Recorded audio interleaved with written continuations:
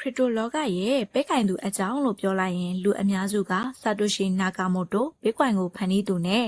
ဗီတာရီဖြူတာရင်အီတာရီယန်ကိုတည်ထောင်သူတို့ရဲ့နာမည်တွေကိုအလွယ်တကူပြင်းပြတတ်ကြပါတယ်။ဒါပေမဲ့တကယ်တမ်းခရစ်တိုကိုလူအများစုလက်လန်းမီသုံးဆွဲနိုင်အောင်လမ်းကြောင်းဖောက်ပေးပြီးတကယ်ကို mainstream ဖြတ်လာအောင်လို့တွန်းအားပေးသူကတော့ Brian Armstrong ပဲဖြစ်ပါတယ်။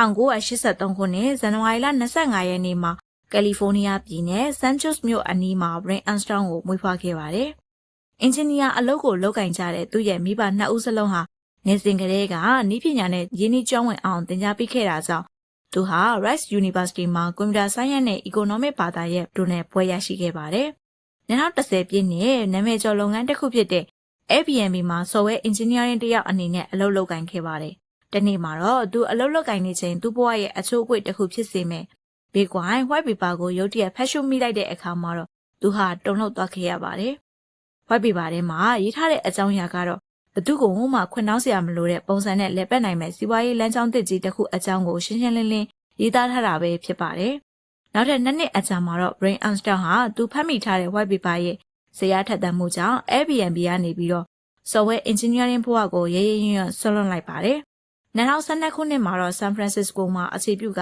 ခရစ်တိုကိုလူအများလက်ခံနိုင်အောင်လွယ်လွယ်ကူကူအသုံးပြုနိုင်တဲ့ gateway တစ်ခုပြုလုပ်ပေးရန်ရွေးချက်နဲ့ Coinbase ကိုစတင်မိတ်ဆက်ခဲ့ပေမဲ့အစပိုင်းအချိန်မှာအခက်အခဲတွေနဲ့ရင်ဆိုင်ခဲ့ရပါတယ်။အဲ့ချိန်တုန်းကခရစ်တိုကိုယုံကြည်သူအလွန်နှဲပါကြသလိုရင်းနှီးမြှုပ်နှံသူတွေကလည်း Coinbase ရဲ့လုပ်ငန်းကိုအန္တရာယ်ရှိတဲ့စွန့်စားခန်းတစ်ခုအဖြစ်မြင်နေခဲ့ကြပါတယ်။ဒါပေမဲ့ Armstrong ကလုံးဝပြိုလဲကျမှုမရှိဘဲနဲ့သူယုံကြည်ရလမ်းကြောင်းအတိုင်းတဖြည်းဖြည်းချင်းတိဆောက်သွားခဲ့ပါတယ်။သူရဲ့အဓိကရည်ရွယ်ချက်တစ်ခုကဘေးကွိုင်ကိုဝယ်ဖို့လက်ဖက်ရည်တစ်ခွက်ဝယ်တယ်လို့လွယ်အောင်လုပ်ဖို့ဆိုတဲ့အဲ့လိုရွှေရှင်းတဲ့ idea ကနေ crypto industry အနှံ့လောက်ခတ်သွားပြီးတော့Coinbase ဟာ crypto လဲလှယ်ရေးစနစ်တစ်ခုကိုစနစ်တကျတရားဝင်ပုံစံစတင်အသုံးပြုနိုင်တဲ့ပထမဆုံး US license exchange ဖြစ်လာခဲ့ပါတယ်။2021ခုနှစ်မှာ Coinbase ဟာ Coin ဆိုတဲ့တေကာနဲ့ NASDAQ Stock Exchange ပေါ်မှာတင်နိုင်ခဲ့ပါတယ်။ဒီဖြစ်ရပ်ဟာ crypto သမိုင်းထဲမှာမေးမြန်းတဲ့အခိုက်အတန့်တစ်ခုဖြစ်ပြီးတော့ crypto company တစ်ခုအနေနဲ့ Wall Street ကိုတရားဝင်ဝင်ရောက်လာနိုင်ပြီဖြစ်ကြောင်းကမ္ဘာကိုပြသခဲ့တဲ့ NASDAQ ရဲ့သမိုင်းမှတ်တိုင်တစ်ခုဖြစ်လာပါတော့တယ်။ Armstrong ဦးဆောင်တဲ့အဖွဲ့အားဆိုရင် Coinbase အပြင်ငွေကြေးတည်ငြိမ်မှုကိုပေးစွမ်းတဲ့ Digital ငွေကြေး USDT Stablecoin နဲ့ Ethereum ပေါ်မှာပုံမှန်မြန်ဆန်ပြီးတော့ Transaction Fee သက်သာတဲ့ Bit Layer 2 Network တို့ဟာလည်း Crypto Ecosystem မှာအရေးပါတဲ့ Project နှစ်ခုကိုတည်ဆောက်ခဲ့ပါတယ်။လက်ရှိမှာ Brian Armstrong ဟာ Crypto စည်းမျဉ်းစည်းကမ်းဆိုင်ရာများကိုချမှတ်ရမှာအစိုးရများနဲ့အနီးကပ်ပူးပေါင်းဆောင်ရွက်သူတအုပ်အဖြစ်ရပ်တည်နေပါတယ်။သူ့ရဲ့အဓိကရည်မှန်းချက်က Crypto ကို Online ပေါ်ကအချက်အလက်များလို့လွတ်လပ်စွာမျှဝေသုံးစွဲနိုင်တဲ့ငွေကြေးတစ်ခုဖြစ်လာစေရန်ဖြစ်ပါတယ်။ Armstrong ရဲ့အနာဂတ်အမြင်မှာ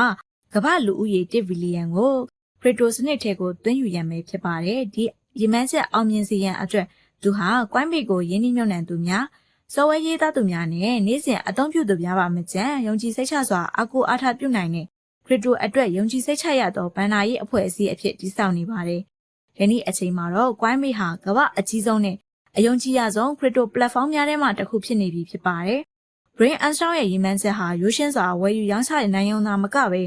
crypto economy တစ်ခုလုံးကိုဖန်တီးရန်ဖြစ်ပါတယ်။ Brian Armstrong ဟာတာမန် trader တဦးမဟုတ်ပါဘူး။သူဟာ visionary တဦးသာဖြစ်ပါတယ်။သူဟာ crypto သမိုင်းထဲမှာအကောင်းဆုံးနေရာတစ်ခုအဖြစ်ရပ်တည်နိုင်ခဲ့ပြီးတော့နည်းပညာနဲ့ crypto လောကကြားမှာကွာဟချက်ကိုပေါင်းကူးပေးခဲ့တဲ့တရားတည်ဆောက်သူတယောက်အဖြစ်လည်းဖြစ်ပါတယ်။သူ၏ကြိုးပမ်းမှုများကြောင့်လည်းဒီနေ့ခေတ်မှာ crypto ကလူတိုင်းအတွက်ပိုမိုလွယ်ကူပိုမိုလုံခြုံတဲ့ငွေကြေးလွတ်လပ်ခွင့်တစ်ခုဖြစ်လာခဲ့ပါတော့တယ်။ဒီလိုဗဟုသုတရစရာတွေကိုသိရှိဖို့ ACA YouTube Channel လေးကို Subscribe ထားခဲ့ပေးပါဦးနော်။ထက်နဲ့အတူနောက်ထပ်ဗီဒီယိုမှာပြန်တွေ့ကြပါမယ်ရှင်။